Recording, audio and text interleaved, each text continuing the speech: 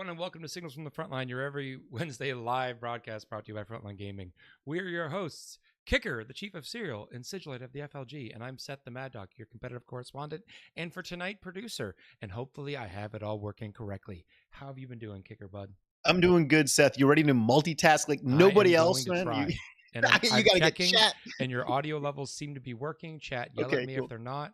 I mean, I look a little shorter than. I mean, I am short. Like, this is a fact of life. But it seems like you're encouraging me to be shorter for once. Or I just really tried. I don't know what's going on in the background. Why I decided to crop your video at like. That's okay. Let's go with it. I'm good with it. Hey, I'm good with it, guys. Can you jump up like into the frame more? Yeah, maybe I can stand on my tippy toes. Like literally, I stand on my tippy toes most of my life, just so that I can try to be semi-tall.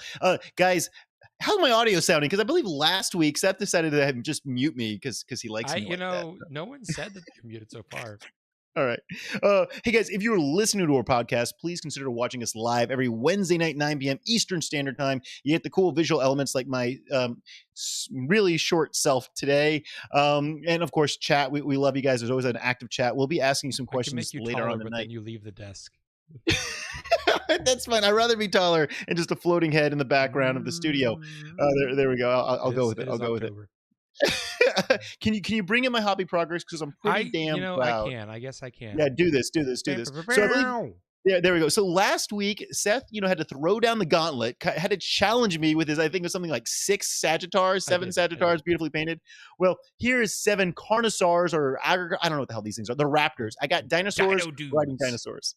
It's beautiful. It's the Argandon Lancer. I don't know, some Seraphon models. I don't know what the hell they are called, but I love painting them, and they are gorgeous, and they're painted. Even my wife, who's like, damn, like she's like, I married somebody that knows how to paint. So I'm like, yeah, thank you.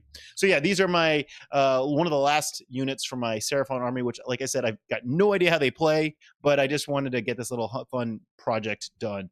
My son's really into dinosaurs, like most 3-year-olds. So this is an army he's enjoying watching get built, and I got to play a really fun game the other day. I ran my AdMech, which is primarily cavalry and tank army, against a pseudo white scar army that was all bikes. So it was basically just horses running into motorcycles, and everything died in the center. It was a fun game. That does sound like a lot of things are going to die. Yeah. And it was kind of comical because like turn 1, everything was in the middle of the field, and there was nothing in each other's deployment zones. It was just a giant cluster mess. You say, we're not going to drop our F-bomb just yet. We're going to save that for maybe a super chat.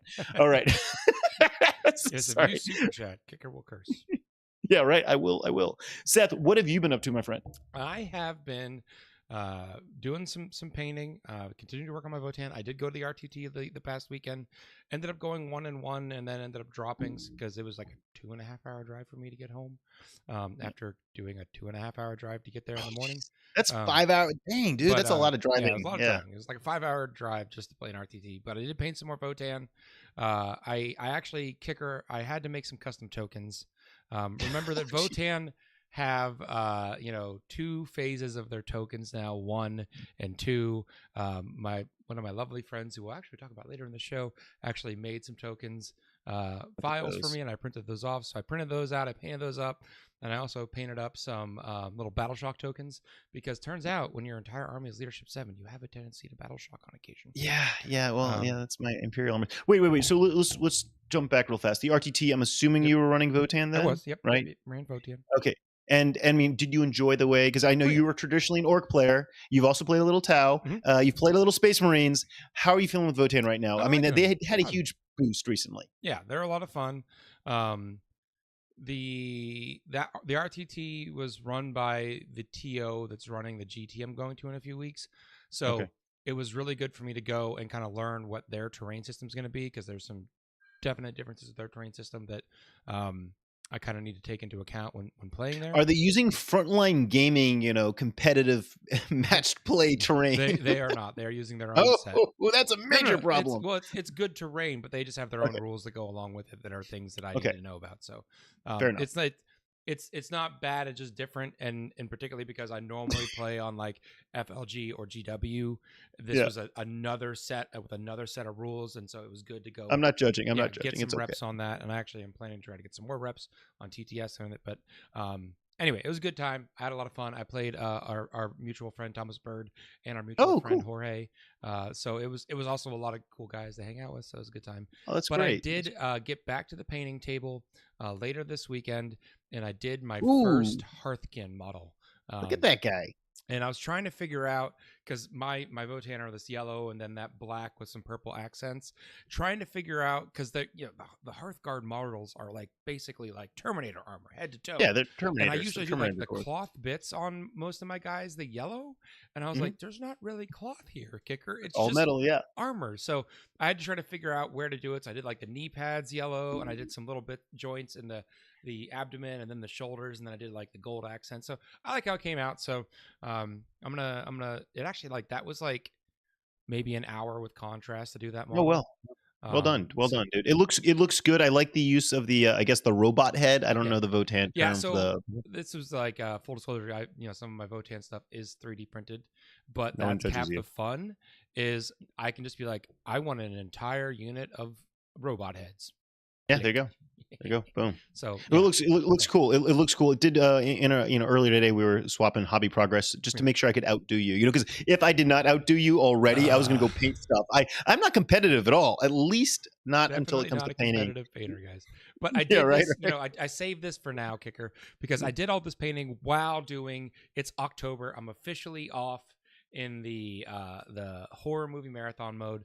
I went through 7 of the Saw films in the weekend. In 1 week? Yeah, in the weekend. Or like leading up to the weekend. Cause I was painting a lot. Okay, I can respect that. So I've seen all of them now, but the 10th one, which is coming out in theaters soon, I guess. And then in honor of our friends over in the sort of south of the border, I decided to watch the Texas Chainsaw Massacre series. South of the border, okay, yeah. I mean, it's south of some borders, Oklahoma. It's the Oklahoma border, okay. So I don't know if everyone knows this. Maybe I'm naive. Maybe I've been living under the rock. Chat, tell us if you knew this. But Seth, you were telling me that the original Texas Chainsaw Massacre is from 1974. Yeah, that is ancient. That's ancient, dude. I had no idea that series and that's was what that we were old. talking about pre-show. Was like, he was like, doesn't this stuff scare you? I was like, Kicker, this film is so old and so like the plot is so paper. Like, I understand that it is like a horror movie icon, and without it, we don't get the whole slasher film genre. I understand that, and that's why I wanted to go back and watch it, was kind of see where it all came from. It does not age well. There's a scene where like the victim is trying to run away from the crazy family, but because of the limitations of the shot, they basically couldn't have her run full speed. And so like she's sort of jogging but trying to look like she's running fast, and then they're chasing her, and like literally at one point like Leatherface is kind of just sort of running in place because she ran faster than she did. It was just it's hilarious. The plot is basically, what if cannibals live in Texas and people walk into their house, and you're like, so don't walk into that house. That's all you got to do. That's all you got to do is just don't walk in that house, and you're fine. Well, you know what did age? I know we're kind of going to nerd news here, but we should talk about this. What did age well, because I watched this recently, was Aliens. I don't know if you've ever gone back and just watch Aliens. Like that's quality today. I don't care. And it's because it's a larger video movie discussion. This is this is not off topic, Kicker, because I have watched so many episodes of Signals back in the day with Reese, where he would just go off on movie tangents. All right, cool. So this is all relevant. This is all relevant. It's allowed. This is what happens when your producer is not around. Nicky Dee is not around this week, so we're just going to talk about random crap. Anyway, so that was one of those films that it was in the era where they did a lot of practical effects, and so practical effects age well. Yeah. Like those are true explosions. Those are puppets from like the early to mid 2000s, where CGI started to get cheap enough for people to use, and they would use it a bunch, and they overuse it. And you go watch those films now, and you're like, that did not age well, guys. Yeah. My wife and I literally watched Jurassic Park the other day, like the original Jurassic Park, and so many of those are like just puppets, and like they look just as good now as they did back then. Like it looks good. Like, anyway, we're going down a tangent. Nicky Dee is not here this week. Sadly, he is still on vacation enjoying his honeymoon. He's been seeing some pretty cool sights. I think he's seeing the filming location of like several Game of Thrones episodes and all sorts of stuff. So he's having a good time, but we do miss him. When he gets back, he's gonna be talking all about Blood Angels, I have no doubt. Seth, should we jump into GW industry news, that kind of thing? Are we ready for that? Yep. Let's do it. GW did kind of officially announce that they have their big GW Warhammer Day. That's Mm-hmm. Saturday, October 14th, which unfortunately, now that I say that out loud, I think I have an RTT that day, which makes it hard for me to watch the previews and play games. GW, can you move that to the 15th? That'd be easier for me. Just to accommodate us, please. You know what's nice though? Literally, as soon as it's live, the whole thing's on a website. I know. They will be doing. Can we talk about that miniature though? Can we talk about the? That's this is more your thing because 40K reveals, old world reveals, AOS reveals, field team, but also I checked it because I actually didn't know this until Nicky Dee put it in the notes, but the pre-order goes live for that model on the 14th, and it's actually called Ancestor's Wrath. Oh, that's the name of it. And so it's a near champion model in a different pose, which I think is really cool. Considering I have a bunch of them. It's got the shield like this. Like it's got the shield like pictures of that. Darn it. Yeah, we should have gotten photos of that. Oh, jeez. All right. Okay. So we've got new miniatures. My perfect run is over for this episode as producer. Oh, that's okay. That's okay. We're fine. So you've got this new miniature. You've got a bunch of obviously big previews and reveals on the 14th, but what I'm personally very excited about is these stupid stuffed animals. Can we show photos of these? Yeah. There we go. Boom. Look at that. Look at that. We got, I believe plushies. That's the term, plushies. I don't like to use that term, but that is, I think, the political. You are 100% going to get at least one of those for your kids. Oh, yeah. I mean, the squig's pretty cute, but come on. That little grot, like, I want that goblin so badly. You can have that. Give them the Griffhound. Yeah, right. So it's kind of cool to see GW. This is obviously just another licensed arrangement because it's with Tommy, who makes these stuffed animals. It's or plushies. Thank you, chat, for correcting me. But yes, tell us what your favorite is. There is once again the Nurgling. It seems like Nurglings are a fan favorite. Let's just keep those coming. Also coming up for pre-order, guys. Well. The pre-order already happened. We got this 2-week pre-order window of Space Marines. Yep. We're going to be going to week 2, I guess, next week. So not next week, next Saturday. Don't get to pick them up. You got to sit around for another week or so. But it's happening. You can go online. You can see reviews of the codex. You can see our codex clip notes that Seth and Nicky Dee did. Yeah, it's out. It's exciting.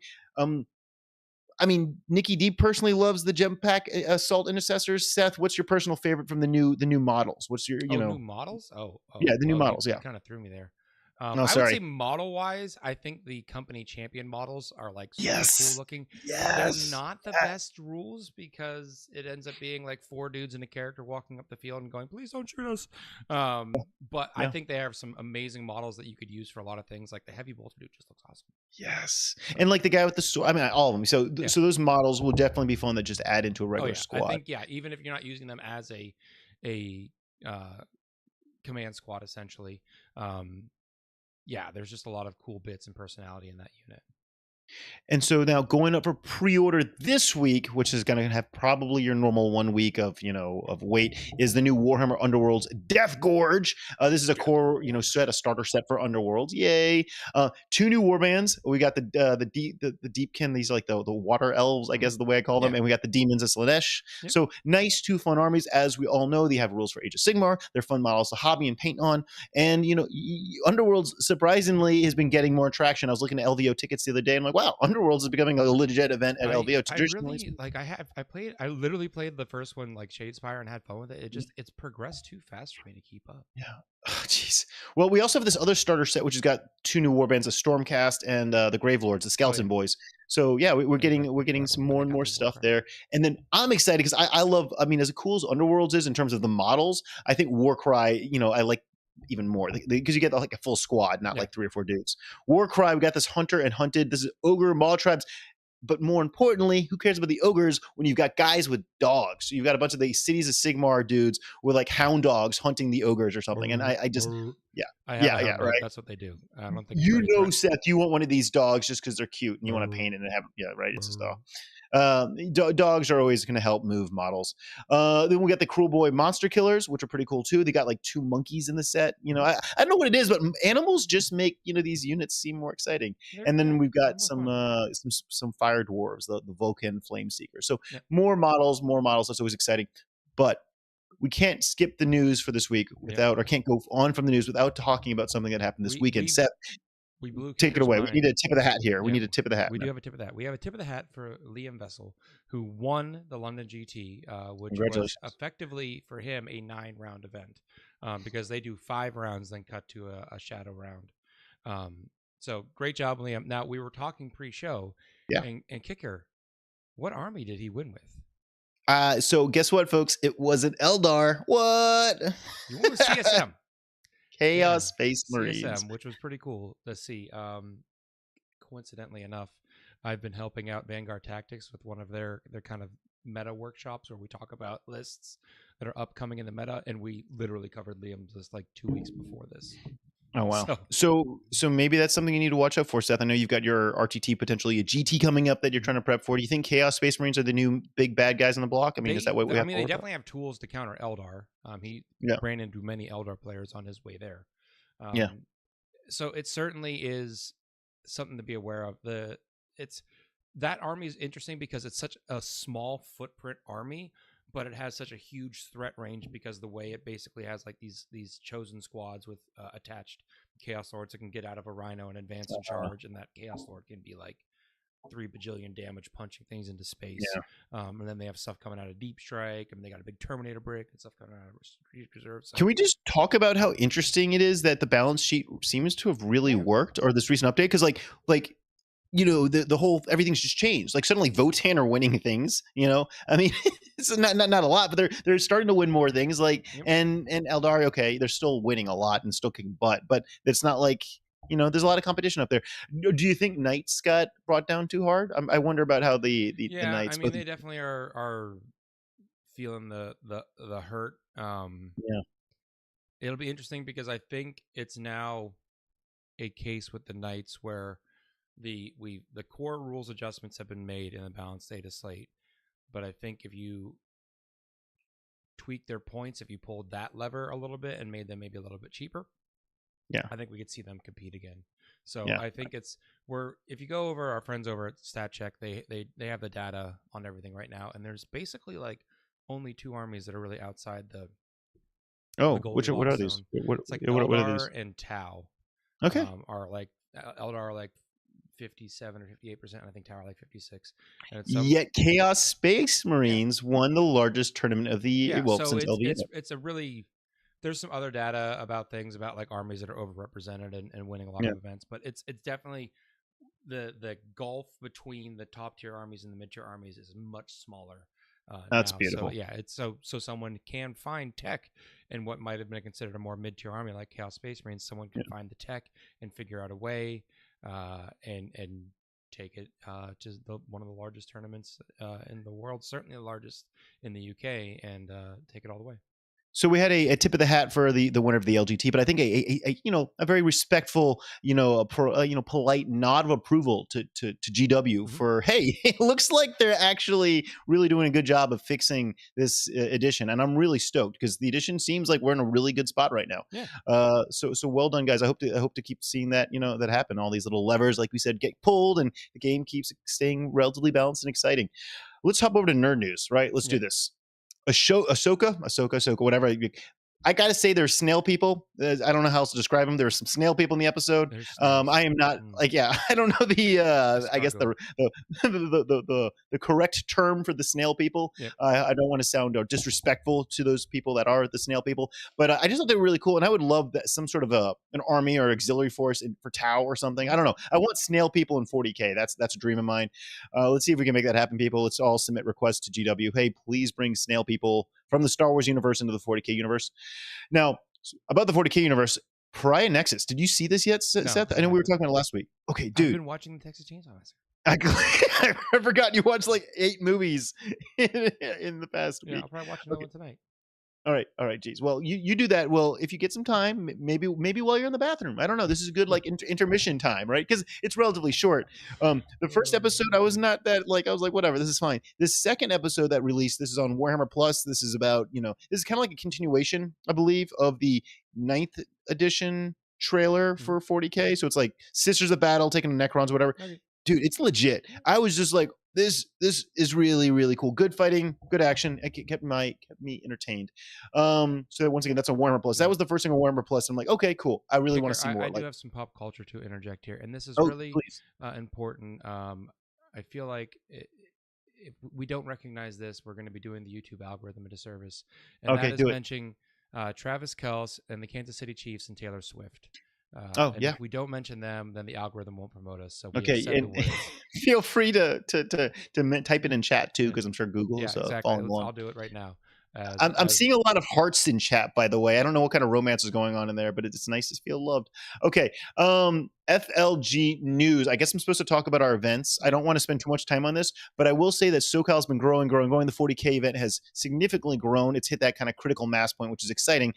The packet for SoCal is live, and it's showing all the different terrain sets that will be at SoCal. So that includes the brand spanking new set we just released that is up for purchasing from our website. But this is the new set that we're gonna have.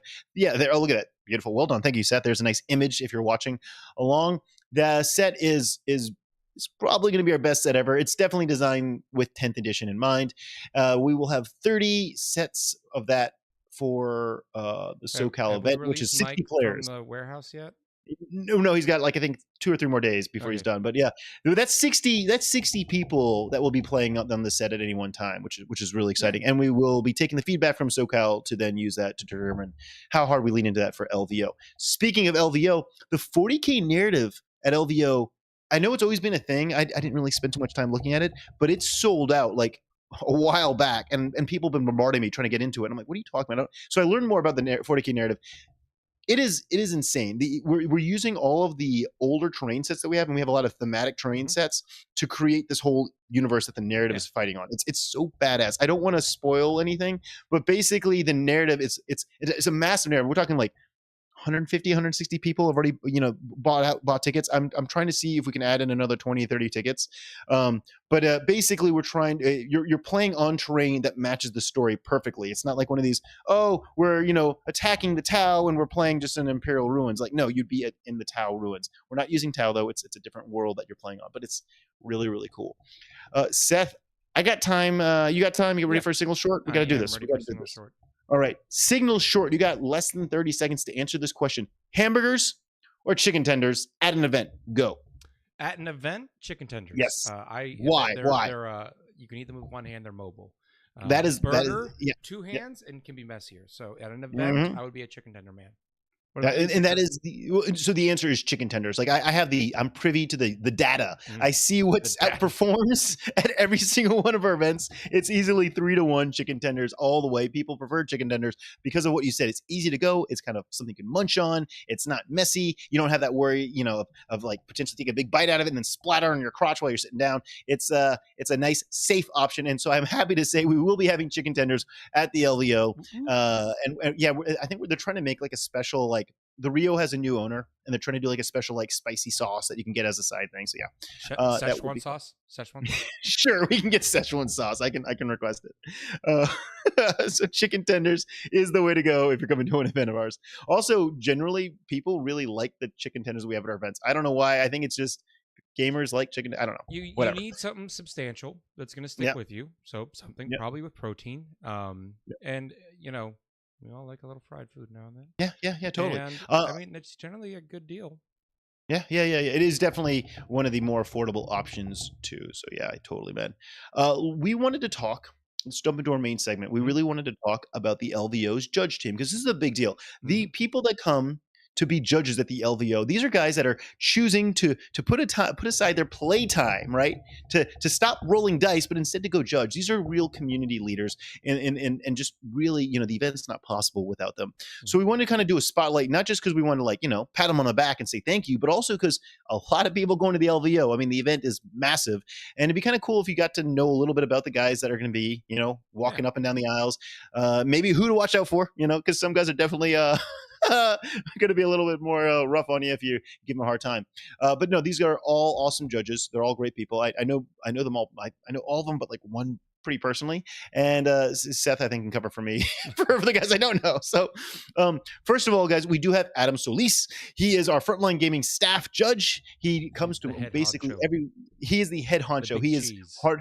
He's the big cheese. He is part of our team. He deals with me on a daily basis because he is part of our nickname is as a judge. No, I didn't know he had a nickname. Wait, are you just making this up? No. What's his nickname? The Cooler. What? The Cooler? Yeah, because he's when when people are worked up and heated, he's kind of comes in as the cooler and he settles everyone down. And that name fits perfectly. This guy is the most you can't rock this guy's boat. He is just totally cool. He goes in, he knows the facts. He doesn't screen, doesn't waste time. But Adam at the LVO is not responsible just for 40K. As much as we all like to think 40K is the LVO, it's not. It is a huge part of it, but 40K is not just one of, I think, 45 different game systems. So Adam's in charge of all the judges and or TOs for all the different gaming systems, making sure they're kind of to the same caliber that we try to have for 40K. So he will be there watching the 40K, helping with 40K, but we need backup for him. So we have 2 assistant judges, one of those being Danny Ruiz. This guy's a California native. He has been one of the OG Frontline Gaming LVO judges. Yep. This guy is a solid dude who can handle the occasional bullshit that happens at these larger events. People get stressed out. Some people get a little heated. Danny goes in, and basically he's the kind of guy that you want to have when things get iffy. Yep. I'm very fortunate to know that Danny has my back and he has all the other judges' back. And for reference, Danny has been the judge basically presiding over every shadow round. Yes. Explain the shadow round, because some people may not have been familiar. So basically, your final placings at LVO are based off of your 6 rounds you play, but the LVO over the years has grown so large that to get to a true top 16 of undefeated players, we have more than 16 undefeated players at the end of round 6. So we have to do an additional round of those undefeated players playing against each other to cut down to 16 undefeated to go for the remaining rounds. So what ends up happening is that is a round that is played, but it doesn't exist in BCP. It doesn't affect how those players end up finishing based off their 6-round performance. So it's called a shadow round because it doesn't really exist in BCP. And we used to allow people to watch, but no longer is a shadow round open to the public. It's people who played for 3 games already. It's late at night. Now they're playing their 4th game. They're exhausted. It's a lot of, it's a pressure cooker situation. And some of those games are streamed. So if folks want to watch, they can always turn on the stream. But you need somebody very talented to be able to handle the pressure cooker. It's intense, and Danny is that guy. He knows how to handle it, keep people in line, as well as keep the event running smoothly. So we thank him, because that is kind of like there's few people that would be willing to stick around for that many hours in a day, especially in that situation. The other assistant head judge is a new. Actually, why don't you take it, Seth? Why don't you introduce? So the other assistant head judge that's going to be kind of the primary guy running 40K is Jeremy Atkins. And Jeremy has been a very active player in the scene for the last few years. He's been judging a lot of events in his region of Canada. He is from Canada. He's also been a judge for Games Workshop at a number of their events. He has been the assistant coach for Team Canada for their WTC team. And he is a very, very active member of the stat check team. And he is the driving force behind gathering all that data that they present on a weekly basis. He is literally the guy that is mining the events for the data and bringing us those numbers. So he is a very well-informed member of the community. He works, with his role with WTC. He's worked with their judge team, their rules team. He's worked with GW at their events, and now he's come to help us. So we're really excited to have him. I'm personally, because he's a friend, so that means I get to hang out with a friend all weekend. But I'm just really excited. Don't distract him too much, Seth. All right, good point. Okay. And I'm also probably supposed to be working anyway. But, right. It's really nice to have a guy of his caliber come on and join the team and really kind of be able to lend his expertise. Yeah. And he also is just a very similar to Adam, calm, cool person with a fair assessment of the situation, and he knows how to handle this. I'm noticing a trend that our leadership, I guess, at the judge levels, they're all very cool and collected, which is, as you know, pretty critical when you're at that kind of a caliber of an event. Jeremy, we're so thankful to have you, man. It's really an honor to have you part of the team. Yay! All right, let's jump to John Weiermauer. This guy. Cali native. He's an OG LVO judge. He was previously our head judge, actually. He's also known as Salty John through the interwebs. This guy is super knowledgeable, and he's also super proficient with memes. That's basically all the Salty John Facebook page does, and I love it. Keep it up, John. So he's going to be back. It's always good to have him. We've also got Keith. Now, Keith French California as well, guys. We got a few guys from California. I mean, that's kind of our original home base. Frontline Gaming was founded in California, right? Keith was a former rock star. Feel free to ask him. He can tell you some crazy stories. All right. He has worked his way up from just helping our main judges, kind of as an assistant judge, to now officially being part of the family. And he's got a spot at the LVO. So we're very fortunate to have Keith. He's one of those guys that has kind of worked his way up to helping us at LVO. So yes, Seth, you've met Keith before, right? Yeah. Cool, he's been awesome. Around for a few years, and I've been to a few LVOs, so we've run across each other. Yeah. He is a ton of fun, and Keith will be at SoCal, I believe, playing, and I'm so excited to see him play because he previously has helped judge SoCal, so he should be there playing later this month. Next up, we've got Chris Morgan from Utah. He's another original Frontline Gaming veteran judge. He's just probably one of the sweetest human beings around. He's also super solid when it comes to paint judging. And side note, this guy knows more about lore than you do. I can just tell you that, like just a fact. We've also got Jacob Thayer. Jacob Thayer is coming from Florida. This is his first year as part of the LVO judge team, and he is going to focus primarily on the hobby side. And he's going to be helping to pick out our best painted from the 40K champs. He spearheads the hobby goblins, and this is one of the most active community clubs, I guess, you could imagine. Like, these guys have just kind of in a short period of time, they're everywhere. Yeah. So for us to have a representative from their community and who's also himself a very talented painter and hobbyist be involved with us is amazing. Now, Jacob will be joining us throughout the 2024 season, kind of being our boots on the ground, helping with our hobby showcase at each of our events. I don't know if I don't want to go into it tonight, but it's really cool to have somebody that's going to be traveling. That's really exciting because I know Jacob is a huge proponent for painters and hobbyists. So having someone like him involved in the process is really exciting. Yeah, and I believe the next judge personally, yes, right, Seth? I actually played this judge this past weekend at my RTT. This is Jorge Castro. He's from Georgia. He's actually from Augusta, so he's on the other side of like Atlanta from me. He definitely earned his stripes kind of coming out with the Hobby Goblins, and we actually needed some help last minute at ACO this year. And he dove in and literally had no reason to be as good as he was. He knew his rules. He was hardworking. He worked with the community well.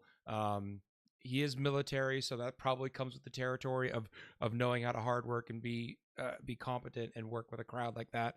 To the point where at the end of that event, I grabbed Adam Solis and I was like, if we're looking for judges to join the team, grab Jorge.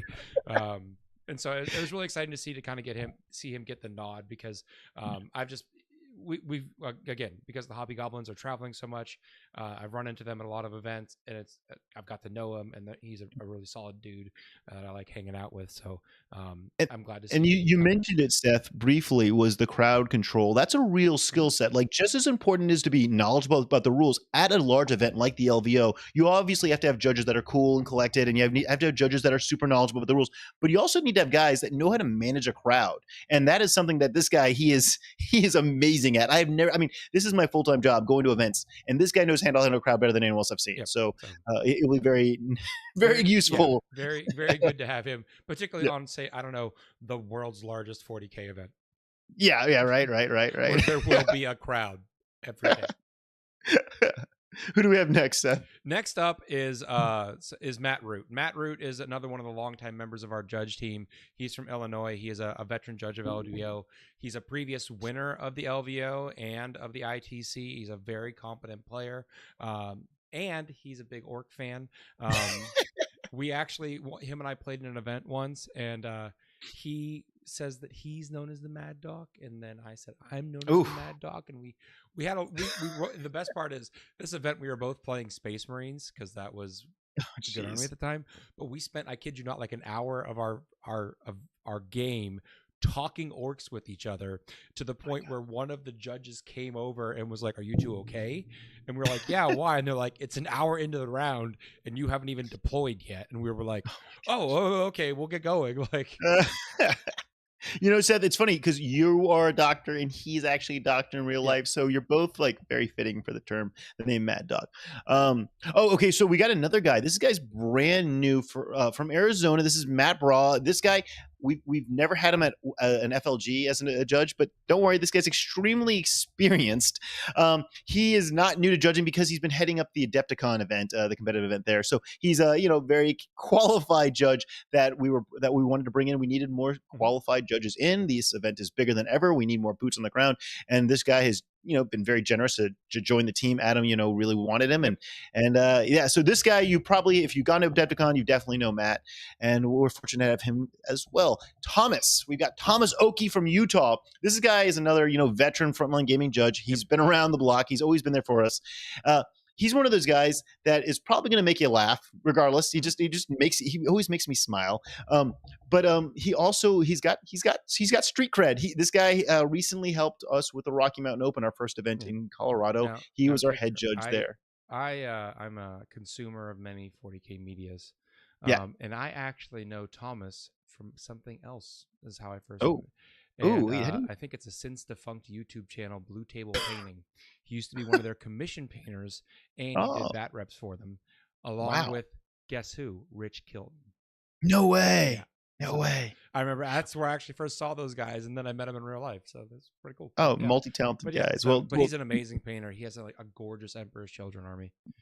And Thomas is the kind of guy who's like, hey, you need more terrain? I can get you terrain. He just makes things happen, which is pretty cool, because at LVO sometimes we are scrambling for terrain last minute. You guys probably know Brian Hunter if you're in the Midwest, Kansas, Oklahoma area. Brian Bam Hunter is from Kansas. This guy, he's another guy that's going to keep you laughing, but he also knows his stuff. He's been running quite a few events in his own right. This will be his second year as part of our team at the LVO. We do have Stephen Valley from Tennessee. If you've been to Cherokee, now Cherokee's become a very successful event for us. Stephen Valley from Tennessee, he developed a huge community in Tennessee. He runs his own events, and he's been helping us with Cherokee now 2 years. This will be his third year in February, and we asked him if he could join the LVO team, and this guy is there. He works like a dog. He doesn't complain. He's not. I'm kind of loud and very boisterous. I got a lot of hand movements. Stephen just kind of stays quiet and gets things done, and I love that. So it's awesome to have him. Seth, I think you know Mitch way better than I do. Why don't you talk about Mitch? I know Mitch from I first met Mitch on air when he was he still is, but through the Best in Tabletop, which at the time was called the Best in Faction podcast. So I met him one-sided. He talked to me in my ears. And then I got to meet him at a few events, and then I got to work with him at a charity event, and then he's been a Frontline Gaming LVO judge for a few years now. He's a very very nice guy. He may put in the most steps out of any single 40K judge at the event, because Mitch constantly walks the aisles. Okay. I'm putting this out right now to the chat. I'm putting this out into the universe. Whoever really likes us or wants to provide us with some step counters, we will put one in every single one of our judges, and then we will give the judge who gets the most steps. The other way to identify Mitch is I will bet right now the man will have suspenders on, of course, when he's at the event. So he always wears them. So he'll be the guy pacing the aisles in suspenders in a judge shirt, and you're like, that's Mitch. And he's very quick to respond. The other his kind of, I wouldn't say partner in crime, but another Washington native from the same circle, the same group, is Peter Aki. Peter is another great human being, super hardworking. May outwork you, Kicker, if you gave him a task. He's one of those guys that you tell him to do something, it's gonna get done. He's gonna make sure it gets done. This is his second year, dude, because last year he was working the friendly. So kind of the way it works at LVO and with Frontline Gaming in general is you kind of have to earn your stripes to become an LVO head judge. He was doing the 40K friendly. I remember that. I saw him, I was like, hi, bye. Sorry. So I'm glad we moved him to the hall that I'll hopefully visit more. You'll see him. So he's officially a 40K champs judge, which is just amazing. We've got Darren Gross from California. This guy is running our massive narrative. I was talking earlier on the show tonight. The 40K narrative is pretty damn cool. It's weird because a lot of the 40K champs players, the competitive players, don't even know the narrative's taking place. If you have time on Sunday, just go walk by it. You will be blown away with what's going on there. This guy's narrative sells out every single year. This year it happened to sell way sooner than I was expecting. I'm trying to add more tickets because I'm getting bombarded. Darren is one of those guys that you will see that will fit the role. Like I think he's walking around as a commissar for last year's narrative, because that was kind of the role he was trying to be play. what his costume is in the picture. That is his photo. Yeah, the photo I mean, up there or on a Darren little could graphic. dress like that in day-to-day life. I don't know Darren. I've only ever seen you at maybe that's what he does for real. events. Maybe that's his real-time job. Is he's really a commissar? Like who knows? I don't know what he does. So we, he's been running the narrative. We have Doug James, Missouri native. This guy runs many, several successful events a year. He's also helping GW out with their own events. Awesome. He's been running our 40K friendly for a few years now, and basically he's loved by the 40K community, the 40K friendly community at LVO so much that they won't let us move him to the 40K champs. I'm like, dude, you've earned your promotion, but the community won't let you go. They will not. No, they insist that he stays at the 40K friendly. So Doug James is kind of the head 40K friendly judge at LVO, but he's more than capable of answering any sort of questions, whether it's from a friendly crowd or the champs crowd. And then we've got new kid on the block. We've got Marcus Tanner from Washington. Mm-hmm. This guy is a super active player. And when I mean super active player, this guy has attended every single Frontline Gaming event this year, and he's going to SoCal in October later this month. This includes Cruisehammer, right? Like Cruisehammer is kind of exclusive. There's only about 100 players. Yeah, so he's at every single one of our events. You were right. Yeah, he does plenty of events in his home state. Yeah, he just loves 40K in general, and he really likes our events, which we're kind of cool. Like we're fortunate to have him. But he really has done the 40K friendly at LVO for several years, and really he has so much fun there. And he wanted to help us grow it, and so he's volunteering to step away from playing and assist us judge the 40K narrative, the 40K friendly, which is badly needed because that friendly has grown and grown and grown. So Marcus Tanner, thank you so much, man. I know Doug will definitely be needing your assistance. If you see Marcus Tanner, man, this guy's just plain fun. Buy him a drink and let him tell you some stories, because he'll have you a vote of confidence for Marcus in chat. Matt McNeil says he might drop from the champs to go to the friendly and hang with Marcus. Yeah. I mean, I that is probably a better decision, to be honest. Guaranteed to have a good time. You don't have tickets, so. Oh yeah, right. Don't drop yet, man. Until there's tickets. All right. Yeah. So that is our team of judges. We've got East Coast to West Coast. We've got a guy from Canada, which is kind of cool. We got a little international representation. Counting Adam, you've got 18 guys in the program. That's a lot of talented individuals. Yeah, and each one of these guys runs events on their own right. They're all highly skilled judges. Any one of them is also an amazing ambassador to the hobby. So, you as a player attending LVO or attending any Frontline Gaming event, but specifically LVO, should feel very confident and comfortable approaching any one of these guys, knowing they're there to help you and get you playing your game and whatnot. So these guys are all, like I said, real champions of the community, and we're stoked to have them. Yeah. Seth, let's talk a little bit about what's happening on the rest of the network. Kicker, because we got sidetracked in chat that I didn't want to ignore. Let's answer it. Friend Dorian, who says he got an LVO package that comes with a dice bag, and he wants to know, how big is the dice bag? Is it small or big, like a Crown Royal bag? It is definitely, if those are the two options, it is small. It is not a Crown Royal bag. A lot of the game, some people like yourself, Seth, like myself, and a guard player, we tend to have a lot of dice, but we wanted a dice bag that is I don't know, let's call it game system agnostic. We didn't want a Crown Royal bag for guys that have only got something like Kill Team, where everyone brings 6 dice, right? So it's for tokens and smaller things. It is not a Crown Royal bag, because I use all those little bags for the different tokens for my armies. Yeah, exactly. Yeah, so for 40K, I put all my little orders for guard in one little tiny bag. So it is a smaller bag, please. Sorry to, but I am trying to get us to be able to start making some pretty cool larger dice bags that Anyway, thank you for the question though. And yes, if you get the dice bag, I believe, with certain packages. Yeah. I think that's how you get it. I think you can only get it if you got a ticket packages. And almost every single ticket package for every game system at LVO is sold out. So sorry if you missed out. That's the only way you can get the dice bag upgrade. Rule of thumb, buy your package early. Yeah.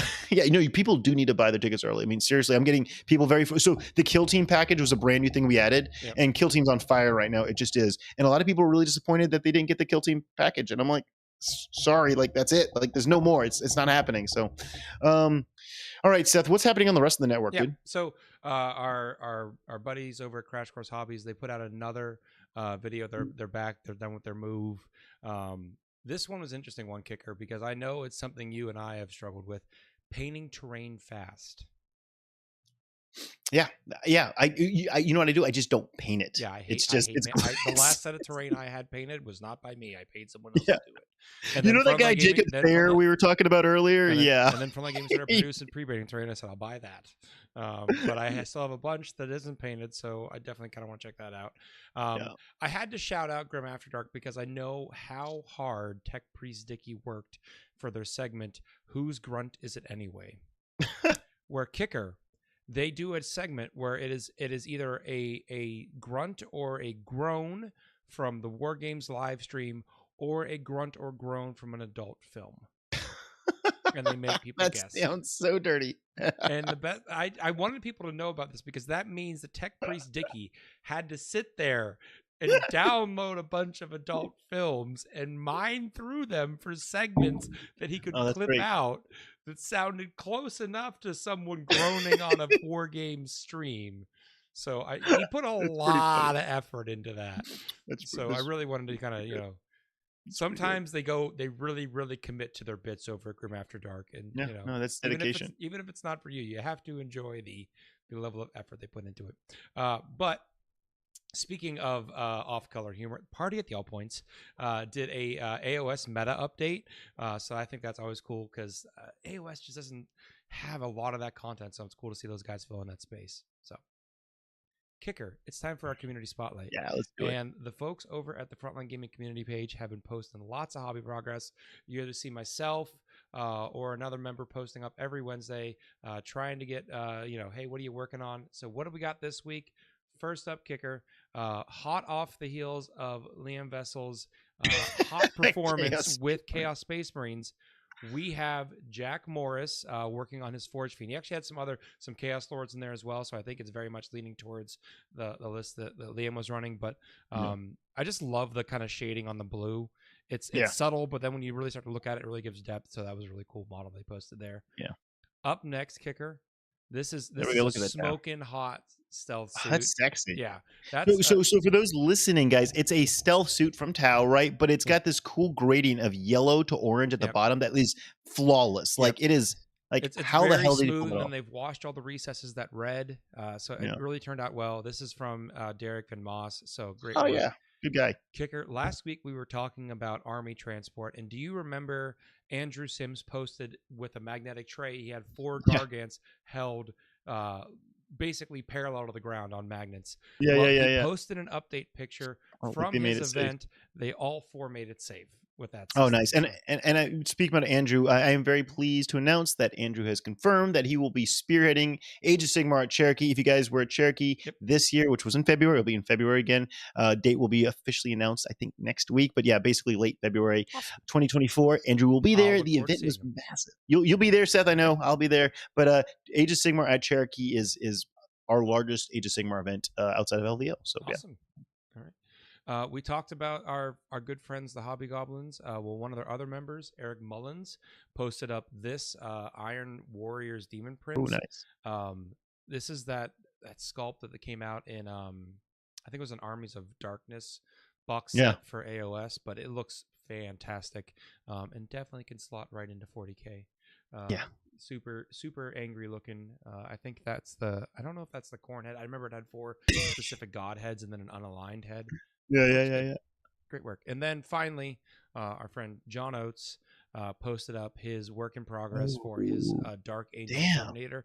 This, I believe, is out of the most recent starter set, right? Because that's standing on a Tyranid. I think so. Yeah, and that is gorgeous. It looks like some decal work, like that. Like decal work. The lenses are great. They're popping.